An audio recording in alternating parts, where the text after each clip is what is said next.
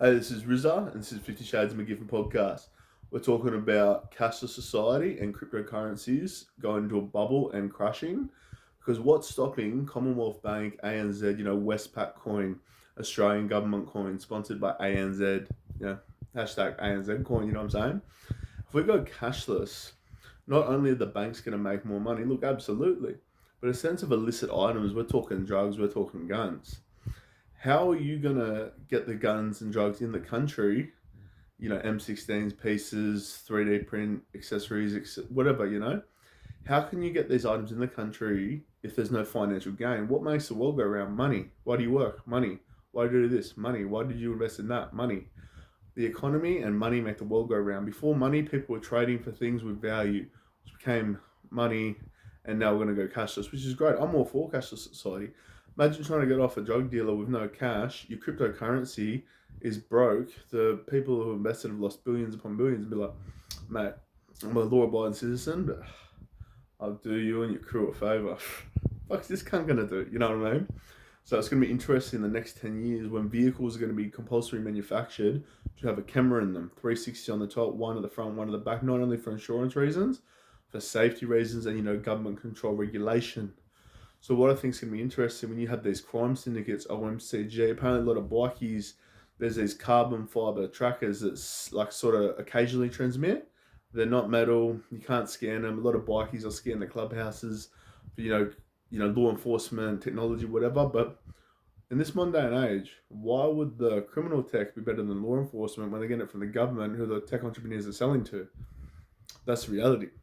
So what I find interesting, so what bikies and nationality-based multinational international crime syndicates are going to become going to be possession extorters. Give me your car, give me your jewelry, give me something of value, and then predominantly that syndicate or OMCG, the future of that, whether it turns into an enthusiast club that has a massive criminal history, or turns into a club that's heavily involved in physical extortion, online scamming, online crime, online this, bank fraud, etc.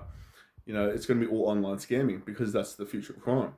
So about all the illicit drugs coming in, you have a period where there's a bit of pseudoephedrine left over, there's your meth, few drugs will circulate, they'll be gone. Then you end up with counterfeit cash, which is irrelevant for the banks, you can't bring it in. Then the laundered cash, you can only put in so much before the cashless takes over, you know what I mean? So what will be interesting in the next 10 years, not just that, how will the crime gang operate if they don't have drugs, they don't have guns, how do they have power, how do they have intimidation, how do they have, anything? So in a sense of murder rate, that's going to massively decrease. Drug OD, massively decrease. People going on welfare for schizophrenia, bipolar, whatever, massive decrease. Anything cashless is going to economically do Australia a favour. Because not only is everyone going to be having to pay tax, no cashies, whatever, no drug trafficking, no guns, more people won't be getting killed. They're going to be working. They're not going to be on drugs all day. You're going to have alcohol card regulations, and you're also going to have like gambling, like regulation. You can't gamble more than X amount every week or a certain day, hour, time frame, whatever. So what is going to be even more interesting is when it comes to people who are drug addicts, they're going to have to get clean. They're going to have no other option. They're going to eventually have to start getting, jobs, employment, some sort of financial side hustle income. Then with Centrelink, your government welfare, what will happen there? Basically, they'll do a card.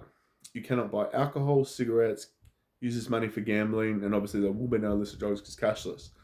They're not going to be able to even fuel crime at a Microsoft level, even though it was massively funded prior because cashless society, regulations, people are going to have to spend the money on genuine necessities. Eventually they'll start saving money with the free courses, right, etc. Eventually they're going to get a job anyway. There's more money working. So this is Ryzah, 50 Shades McGiffin podcast. This is the 10-year prediction, baby.